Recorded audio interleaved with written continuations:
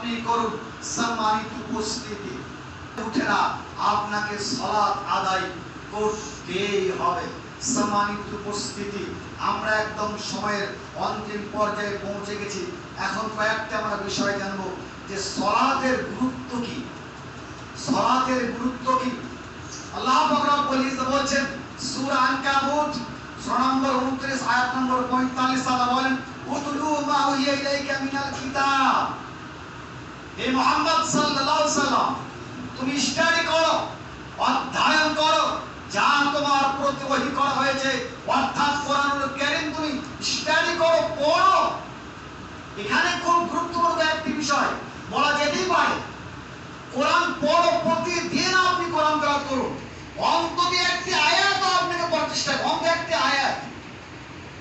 আয়াত আপনি পড়ার চেষ্টা করুন। অন্তত একটা রুকু পড়ুন, একটা ছোট সূরা পড়ুন, কয়েকটি আয়াত আপনি স্টাডি করুন। পৃথিবীর বুকে আজ পর্যন্ত যারা কোরআন তেলাওয়াত করেছে, যারা প্রত্যহ দিন কোরআন তেলাওয়াত করে, এরা জেনা করতে পারে ভিন্ন কথা, চুরি করতে পারে ভিন্ন কথা, তবে এরা জীবনে সুসাইড করতে পারে না। যারা কোরআন তেলাওয়াত করে এরা সুসাইড করতে পারে না, এরা আত্মার খোরাক শান্তি পায়। কোরআন তেলাওয়াত করে শান্তি পাওয়া যায়। পৃথিবীতে হাজারো গ্রন্থ রয়েছে, যেই গ্রন্থ পড়ে মানুষ যতটা শান্তি না পায় তার বহুগুণ আত্মার শান্তি পাওয়া যায় কোরআন তেলাওয়াত করলে। প্রতিদিন কোরআন তেলাওয়াত চেষ্টা করুন। একটি আয়াত হতে গেলেও অর্থ সহকারে পড়ার চেষ্টা করুন। আপনি এখন বলবেন ভাই আমি যে জানি না, কোরআন তেলাওয়াত শিখতে এমন খুব বেশি 6 বছর সময় লাগে না। অল্প কয়েক ঘন্টা সময় দিলেই আপনি চলতে পারবেন। তবে আপনি আলেম হতে হয়তো পারবেন না, আপনি হয়তো খুব থরি পড়তে পারবেন না, তবে ট্যাং ভাঙা হলেও আপনি হাঁটতে শিখবেন। 2-4-5-7 দিন, 1 সপ্তাহ সময় দিলে আপনি শিখতে পারবেন। এখানে মাত্র 30-32টি বর্ণ, এমন খুব বেশি কিছু না। অল্প কিছু সময় দিলে আপনি পারবেন। কেউ এইচএস পাস করে থাকে, মাধ্যমিক পাস করে থাকে, সেটা ন্যারেশন বুঝে, ভয়েস বুঝে, ডাবল কোশ্চেন বুঝে, সেটা কিছু বুঝে, ব্যাকরণ কেউ কিছু বুঝে, ওই ব্যাকরণের ন্যূনতম জ্ঞান থাকে। 1 সপ্তাহ লাগবে না তাই কোরআন তেলাওয়াত করতে শিখতে। আবার কেউ ধীরে মানে তার কোনো আক্ষরিক জ্ঞান না থাকে, তাকে হয়তো বেশি সময় লাগতে পারে। তবে যার আক্ষরিক জ্ঞান আছে, সে বাংলা থ্রোই পড়তে পারে, ইংরেজি থ্রোই পড়তে পারে, বাংলা ব্যাকরণ বুঝে, ইংরেজি ব্যাকরণ বুঝে, সর্বোপরি ইংরেজি ব্যাকরণ আরবি ব্যাকরণ প্রায় 90% মিল যে বুঝে ইংরেজি ব্যাকরণ, তার কাছে বাংলা, তার কাছে পড়তে এমন কতক্ষণ সময়। ছোট্ট একটা উদাহরণ দিলে বুঝতে পারবেন। সে উদাহরণটি ভুল এবং ঠিক হয়, তথাপি আপনার কাছে বলছি, কারণ আপনি চর্চা করেন। কেউ যদি গ্যাস কোম্পানির বেরি বানে, ওই মেয়েটাকে যদি শিপ কোম্পানির বেরি বানতে দেওয়া হয়, বানতে পারবে না? তো পারবে। ওটা গ্যাস কোম্পানির বেরি বানা অভ্যাস। শিপ কোম্পানির বেরি দিলে 2 দিন অসুবিধা হবে, ও পারবে।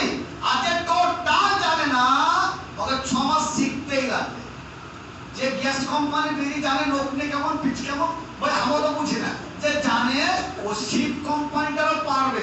যদি এই বিষয়ে উদাহরণটি একদম সম্পূর্ণ পরিপন্থী করার সহিষ্ণু না, তবে আপনার বুঝার সুবিধার্থে শুধুমাত্র বলা যে শিপের জানে গ্যাসের তার কাছে সহজ, তার কাছে কঠিন না।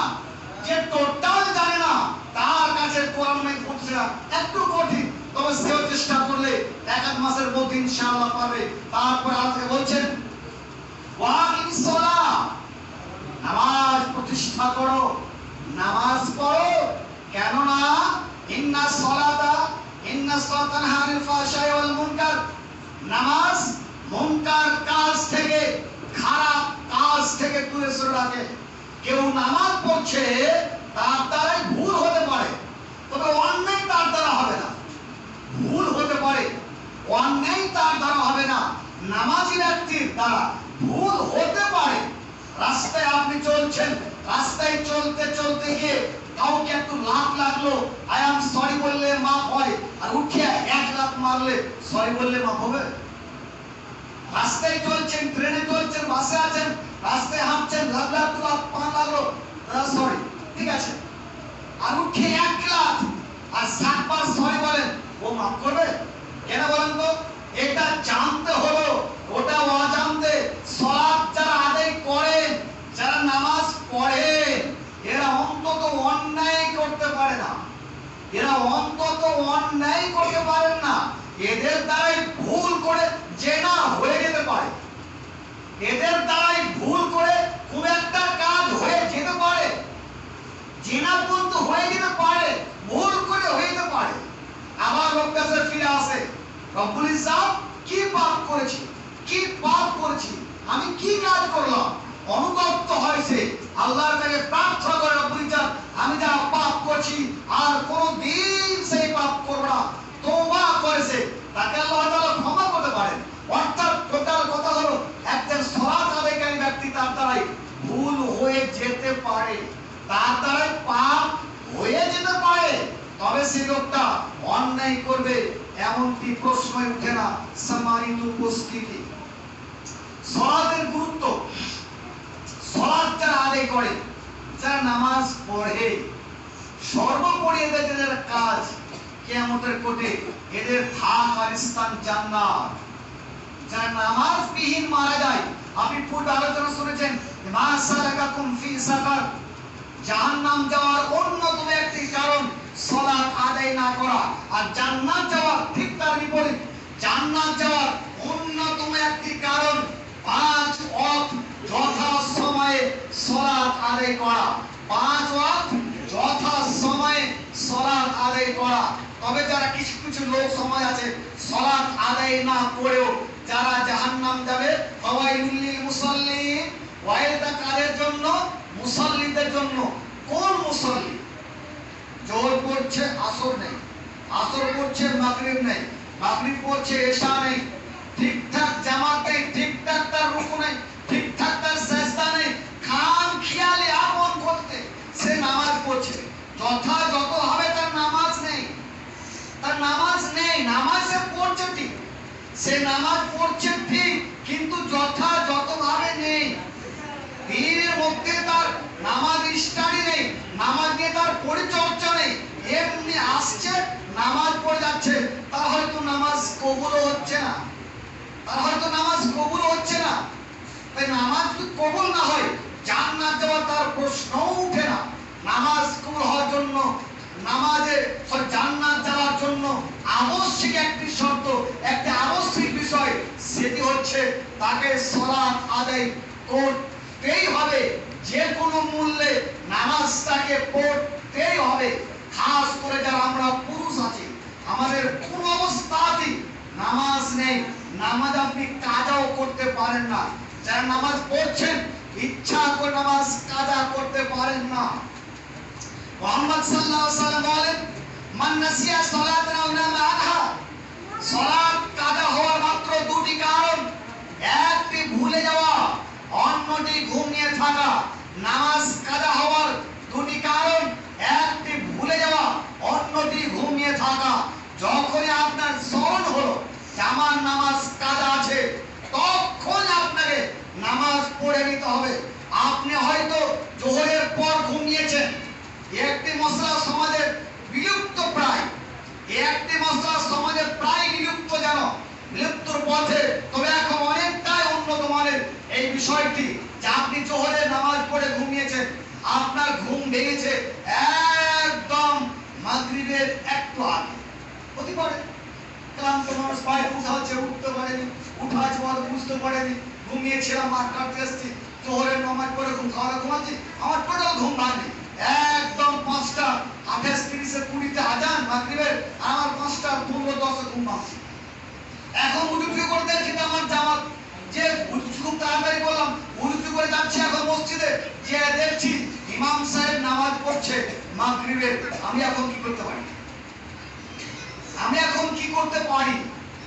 আপনাকে এখন নামাজ পড়তে হবে আসরে, আপনার আসর কাজা আছে, আপনি উজু করে গেলেন, আপনি ঘুমিয়েছিলেন, স্বেচ্ছায় নামাজ কাজা হয় না, আপনি ঘুমিয়েছিলেন, একদম মনে করুন মাগরিব আজান দিচ্ছে 5টা 15-তে, আপনার ঘুম ভাঙলো 5টা 10-এ বা 5টা 5 বা 5টাতে, পেশাব পায়খানা উজু করতে একদম সময় শেষ, আপনি এবার যাচ্ছেন মসজিদে, যে দেখছেন ইমাম সাহেব মাগরিবের নামাজ শুরু করে দিয়েছেন,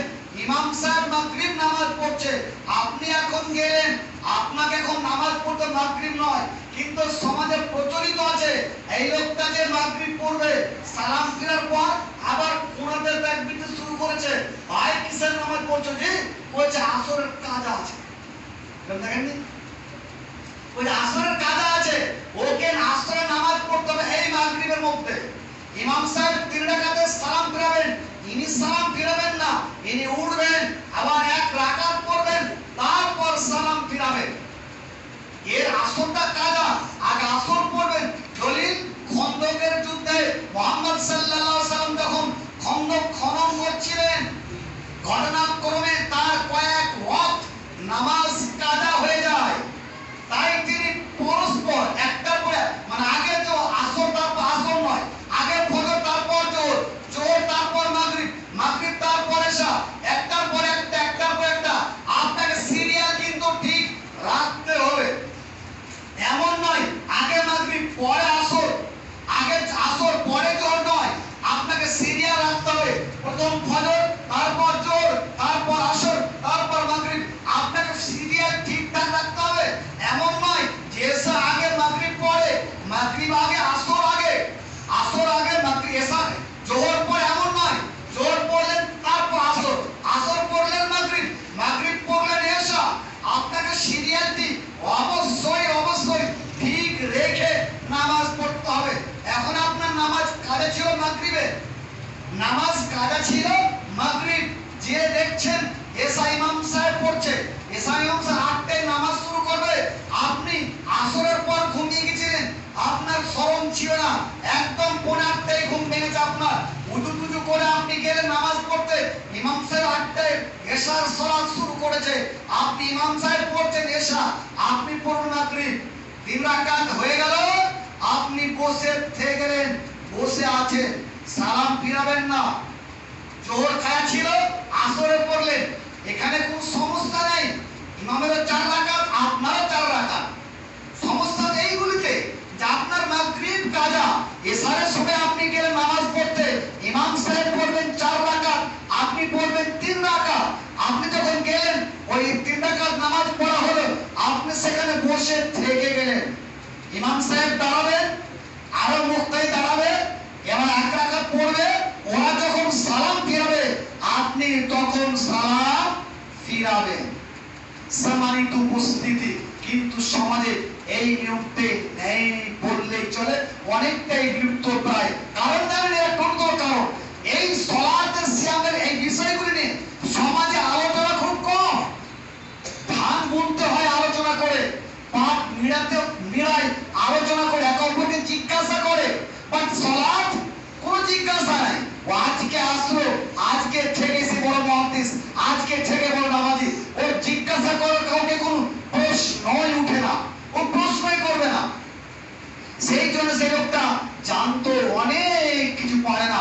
সম্মানিত উপস্থিতি, আজকের বক্তব্য টোটাল মুদ্রা কথা আপনার সামনে কয়েক মিনিটে। যারা সালাত আদায় করে না, যারা নামাজ পড়ে না, এদের অবস্থা ভয়ঙ্কর। যদিও মুহাদ্দিস کرام এখানে মতপার্থক্য করেছেন, আমি আপনাকে কোনটাই সরাসরি বলছি না, তবে আপনার অবস্থা খুব ভয়ঙ্কর। আপনি বিশ্বাস করুন, আপনি নামাজ পড়ছেন না, আপনার অবস্থা খুব ভয়ঙ্কর। আর যারা এখানে বসে আছেন, আমরা প্রত্যেকেই দায়ের সঙ্গে যুক্ত হই, দাওয়াতের কাজ করি, ইসলাহের কাজ করি। আপনি নিজেকে মুসলিহ হন, সালেহ হন, ভালো কারি হন, সমাজ সংস্কারক হন, দেখবেন আপনার আমল, আপনার ইবাদত যথাযথভাবে ঠিক আছে। আপনি দাওয়াতের কাজ ছেড়ে দেন, 4 দিন পর 4 মাস পর আপনার নামাজও থাকবে না। নিজের নামাজকে টিকিয়ে রাখার জন্য, নিজে জান্নাত যাওয়ার জন্য অন্তত আপনি এই পথে একটি থাকুন। 2, সালাত আদায় না যদি আপনি করেন, আপনার যতগুলি ভালো কাজ করেছেন সমস্ত ভালো কাজ ইজিক্যাল টু গোল্লা, আপনার কোনো ভালো কাজ কিয়ামতের কোর্টে আপনি পাচ্ছেন না। এই জন্য প্রতিজ্ঞা করুন সালাত আদায় করা। যদি আজকে 3 নম্বর, যদি আজকে কেউ সালাত আদায়ের প্রতিজ্ঞা করে, যে লোকটা যতগুলি গুনাহ করেছে তার সম পরিমাণ আল্লাহ তাকে নেকি লিখবেন তার খাতায়। একটা লোক নামাজ পড়েনি, কোটি কোটি গুনাহ করেছে, আজকে প্রতিজ্ঞা করলো রব্বুল ইজ্জত কোনদিন নামাজ ছেড়ে দেব না, প্রতিজ্ঞা করেছে যত লোকটি গুনাহ করেছে গুনাহ সম পরিমাণ এর খাতায় আল্লাহ নেকি লিখবেন। সূরা ফুরকান 25 নম্বর সূরার 17 নম্বর আয়াত। 4, যারা সালাত আদায় করে ইনশাআল্লাহ তারা জান্নাত যাবে, যারা সালাত আদায় করে ইনশাআল্লাহ তারা জান্নাত যাবে। আপনি বিশ্বাস করে সালাত আদায় করুন ঠিকঠাক ভাবে, মুহাম্মদ সাল্লাল্লাহু আলাইহি যেইভাবে যেই পদ্ধতি আপনাকে শিখিয়ে দিয়েছেন সেইভাবে সেই পদ্ধতিতে সালাত আদায় করুন, ইনশাআল্লাহ আপনার নৈতিক চরিত্র উন্নত হবে, আপনার চেহারাটা সুন্দর আসবে। সর্বোপরি সালাত আদায় করলে আপনি আত্মার শান্তি পাবেন। কোরআন তেলাওয়াত করলে আত্মার শান্তি পাওয়া যায়, মনে আনন্দ আসবে আপনার। নামাজ ছুটলে খারাপ লাগবে। সম্মানিত উপস্থিতি, তো হে আল্লাহ তোমার কাছে আমরা ফরিয়াদ করি রব্বুল ইজ্জত আমাদের সমাজ আজ 99% মানুষ সালাত বিমুখী, নামাজ পড়ে না। রব্বুল ইজ্জত যারা নামাজ পড়ে না ওই সমস্ত ভাইদেরকে মসজিদ মুখী করো, সকলে আমরা পড়ব আমিন। হে আল্লাহ আমরা যারা সালাত আদায় করছি তারা যেন কোরআন শরীফ সুন্নাহ ভিত্তিক নামাজ কায়েম করতে পারে, তার তৌফিক দাও আমিন। সুবহানাল্লাহুম্মা ওয়া বিহামদিকা আশহাদু আল্লা ইলাহা ইল্লা আনতা আস্তাগফিরুকা ওয়া আতুবু ইলাইকা। আসসালামু আলাইকুম ওয়া রাহমাতুল্লাহ।